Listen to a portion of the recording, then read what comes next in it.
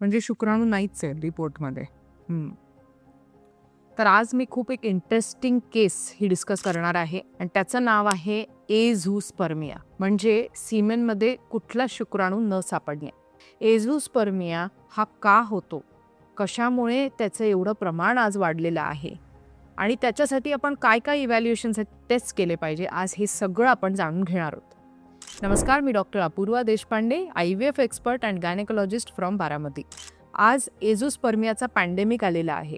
कित्येक असे पेशंट्स आहेत ज्यांच्या शुक्राणूच्या तपासणीमध्ये शुक्राणूच दिसत नाही आहेत. काहींचं तर सिमेन पण बाहेर येत नाही. तर याची काय कारणं असू शकतात आणि असं का घडतंय? आजची बदलती लाईफस्टाईल, धकाधकीची lifestyle, chronic stress, microplastic consumption, smoking, alcohol, gutkha, तंबाखू या सगळ्या कारणांमुळे आपल्याला आज शुक्राणूंची जी क्वालिटी 10 वर्षापूर्वी मिळायची किंवा क्वांटिटी मिळायची ती आज दिसून येत नाही आहे. आणि आज ह्या विषयावरती आपण व्हिडिओ डिस्कस करतोय, कारण दर OPDमध्ये ॲटलिस्ट एक पेशंट आमच्याकडे एझूस्पर्मियाचा रिपोर्ट डिस्कस तरी करायला येतो आणि ते completely lost in hope and faith असतात की आता ते कधीच पिता होऊ शकत नाही. तर आज जाणून घेऊया की एझूस्पर्मिया म्हणजे एंड ऑफ युअर जर्नी आहे का, की याच्यानंतर आता पिता होऊच शकत नाही का, हे जाणून घेऊया. तर सीमेनमध्ये स्पर्म नसणे याला म्हणतात एझूस्पर्मिया. एझूस्पर्मिया हा 2 प्रकाराचा असतो. एक असतो ऑब्स्ट्रक्टिव्ह प्रकाराचा एझूस्पर्मिया आणि दुसरा असतो नॉन ऑब्स्ट्रक्टिव्ह एझूस्पर्मिया. आपल्याकडे नॉन ऑब्स्ट्रक्टिव्ह एझूस्पर्मियाचे पेशंट जास्त आढळतात. ऑब्स्ट्रक्टिव्ह एझूस्पर्मिया म्हणजे जी तुमच्या स्पर्मची निघण्याची जी पाईपलाईनमधली जागा आहे, म्हणजे ज्याची सुरुवात आपली टेस्टिसपासून पिनिसपर्यंत आणि ते इजॅक्युलेटमधून बाहेर येण्याची जी त्याची यात्रा आहे, त्यामध्ये कुठेही ब्लॉकेज असेल, जसं की सेमिनिफेरस ट्युब्यूल, प्रोस्टेट ग्लँडजवळ किंवा वास डेफरन्स, हे कुठे पण ब्लॉक असल्यावरती स्पर्म प्रोडक्शन होत असताना सुद्धा सीमेनमधून स्पर्म मिळत नाही. मला एक प्रो टिप अशी द्यायची आहे की ऑब्स्ट्रक्टिव्ह एझूस्पर्मियामध्ये स्वतःचं मूल डेफिनेटली होऊ शकतं आणि स्पर्म रिट्रीवल टेक्निक्सचा याच्यामध्ये खूप मोठा रोल आहे.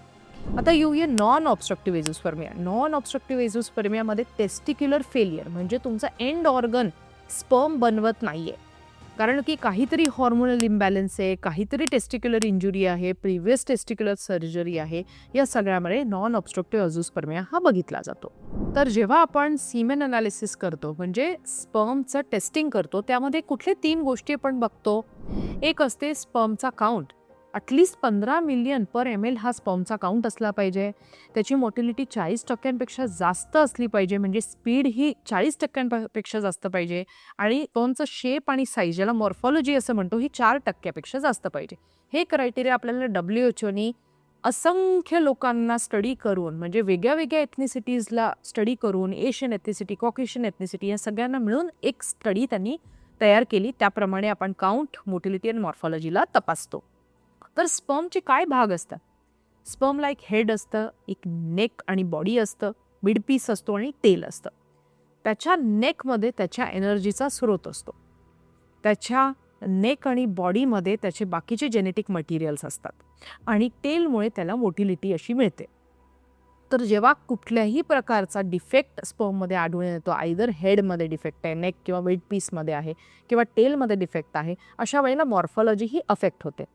जेव्हा त्याची स्पीड चांगली नसते तेव्हा मोटिलिटी अफेक्ट होते आणि जेव्हा काउंट चांगला नसतो तेव्हा त्याचा पूर्ण शुक्राणूचा ऑलिगोस्पर्मिया असा काउंट येतो. एझूस्पर्मिया म्हणजे तुम्हाला शुक्राणूच दिसत नाही. शेप साईज काय, मोटिलिटी काय, त्याचा काउंट काय, तुम्हाला काहीच दिसत नाही, म्हणजे एझूस्पर्मिया. तर शुक्राणू कमी होण्यासाठी किंवा नष्ट किंवा गायब होण्यासाठी नंबर 1 कारण म्हणजे तुमचं जेनेटिक कॉज. जर कॅरिओटायपिकमध्ये तुम्हाला कुठलाही जेनेटिक डिफेक्ट आढळून येत असेल किंवा क्लाइनफेल्टर सिंड्रोम, कॉलमन सिंड्रोम, असे कुठल्याही प्रकारच्या हॉर्मोनल डिसऑर्डर्समध्ये जेनेटिक प्रॉब्लेम तुम्हाला आढळून येत असेल, तरीसुद्धा तुमचे शुक्राणू सीमेनमधून गायब होऊ शकतात. दुसरं महत्त्वाचं कारण आहे तुमचं हॉर्मोनल इम्बॅलन्स, की तुमचे पिच्युटरीमधून तुम्हाला सिग्नल मिळतोय किंवा सिग्नल नाही मिळतोय, अशा कुठल्या प्रकारचे इम्बॅलन्स होऊन टेस्टोस्टेरॉन प्रोडक्शन होत नाही आहे किंवा टेस्टिसची साईज कमी राहून त्याच्यामध्ये स्पर्म प्रोडक्शन होत नसेल, तरीसुद्धा एझूस्पर्मिया होऊ शकतो. पास्ट टेस्टिक्युलर इन्फेक्शन, म्हणजे जसं की लहानपणी तुम्हाला गालफुगी किंवा मम्स झालं असेल तरीसुद्धा ते तुमच्या टेस्टिसच्या टिश्यूला डॅमेज करू शकतं आणि तुमच्या स्पर्म प्रोडक्शनला ते अफेक्ट करू शकतं. जर तुमच्या कुठल्याही प्रकारची टेस्टिसवरती सर्जरी झाली असेल, समजा तुम्हाला एक अनडिसेंडेड टेस्टिससाठी सर्जरी झाली आहे आणि ती खूप वेळ म्हणजे 17-18 वर्ष ती वर एका गरम एन्व्हायरमेंटमध्ये होती, कारण टेस्टिस हे मुळात खाली असतात. मग ते जर बॉडीच्या बाहेर नसून बॉडीच्या आत असतील, ओके, आणि त्याच्यासाठी तुम्हाला काढून आता दिलेली आणि अनडिसेंडेड टेस्टिससाठी तुमची सर्जरी झाली तरीसुद्धा त्याची जी टिश्यू डॅमेज झालेली ती इररिव्हर्सिबल आहे. अशामध्ये सुद्धा तुम्हाला टेस्टिक्युलर फेलियर होऊन नॉन ऑब्स्ट्रक्टिव्ह एझोस्पर्मिया हा मिळू शकतो. आता अजून एक मोठं कारण आहे म्हणजे व्हॅरिकोसिल, म्हणजे रक्ताच्या गुठळ्या टेस्टिसच्या अवतीभोवती त्याच्या रक्ताच्या वाहिन्यांमध्ये तयार होऊन तुम्हाला त्याच्या सेल्सपर्यंतच टिश्यूपर्यंतच रक्तपुरवठा पोचवता येत नाही आणि व्हॅरिकोसिलच्या पेशंटमध्ये सुद्धा स्पर्म प्रोडक्शन झपाट्याने कमी होऊ शकतं.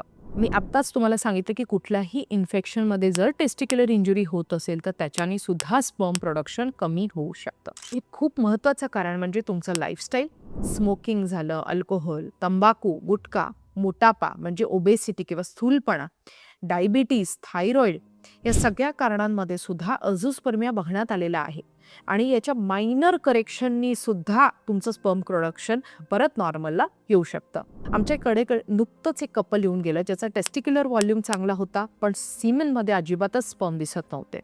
आम्ही त्यांचं सगळं हॉर्मोनल वर्कअप करून घेतलं, त्याचे टेस्टोस्टेरॉन लेवल्स बघितले, FSH LHचे लेवल्स बघितले, थायरॉइड प्रोलॅक्टिनचे लेवल्स बघितले, तर त्याच्यामध्ये T/E रेशो म्हणजे टेस्टोस्टेरॉन बाय इस्ट्रोजन रेशो <10 आढळून आला.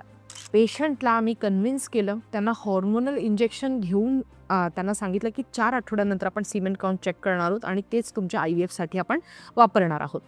4 आठवड्यांमध्ये पेशंटचा सीमेन काउंट 7 ते 8 मिलियनपर्यंत आला. मोटाईल स्पर्म्स दर फील्डमध्ये दिसू लागले. मॉर्फॉलॉजी आम्हाला ज्या स्पर्म्सच ॲब्सेंट होते त्या स्पर्म्सला मॉर्फॉलॉजी म्हणजे हेड नेक डिफेक्ट नसलेले स्पर्म्स, चांगले स्पर्म्स आम्हाला दिसू लागले आणि आम्हाला त्या पेशंटचा टीसासुद्धा करावा लागला नाही. आम्ही नॉर्मल इक्सीनी त्याला एक IVFनी हेल्दी प्रेग्नन्सी देऊ शकलो आहे. एक महत्त्वाची टिप म्हणजे जर तुम्ही जिममध्ये असे काही सप्लिमेंट्स घेत असाल ज्याच्याने तुमचं टेस्टोस्टेरॉन एक्सटर्नली बूस्ट होतं तर ते तुम्ही आत्ताच्या आत्ता थांबवलं पाहिजे. त्याच्याने तुमचं सीमेनमधलं स्पर्म प्रोडक्शन डायरेक्टली खाली जाऊ शकतं, कारण तुम्हाला एक्सटर्नल टेस्टोस्टेरॉन नको आहे, तुम्हाला इंट्राटेस्टिक्युलर टेस्टोस्टेरॉन हवं आहे. तुम्ही जेव्हा बाहेरून टेस्टोस्टेरॉन घेता तेव्हा तुमचं इंट्राटेस्टिक्युलर स्पर्म प्रोडक्शन कमी होतं, कारण इंट्राटेस्टिक्युलर टेस्टोस्टेरॉन खूप खालावतं. यावरती मी अजून एक डिटेल व्हिडिओ बनवणार आहे, त्यामुळे जरूर तुम्ही ट्यून इन करा आणि आमच्या चॅनलला सबस्क्राईब करा. आता अशा कोणत्या पद्धती आहे ज्याच्यामुळे तुम्ही स्पर्म प्रोडक्शन इम्प्रूव्ह करू शकता? पहिलं म्हणजे तुमच्या लाईफस्टाईलमधले तुमचे आहार आणि विहारामधले इम्प्रूव्हमेंट्स.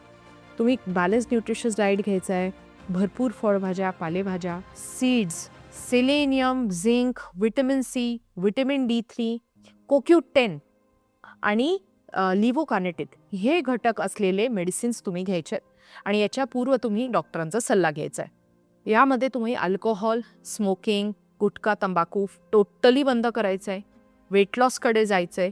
या सगळ्यांनी तुमचं सीमेनमधलं स्पर्म प्रोडक्शन वाढू शकतं. एक महत्त्वाची टेस्ट मी इथे सांगू इच्छिते ज्यामध्ये स्पर्म DNA फ्रॅगमेंटेशन, जसं की तुमचं स्पर्म प्रोडक्शन वाढायला लागतं, अजून एक अत्याधुनिक टेस्ट म्हणजे स्पर्म DNA फ्रॅगमेंटेशन इंडेक्स.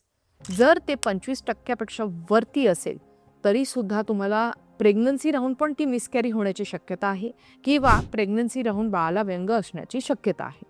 एक जेनेटिकली ॲबनॉर्मल मूल होऊन ते मिसकॅरेज होणं हे खूप ट्रॉमॅटिक कंडिशन आहे.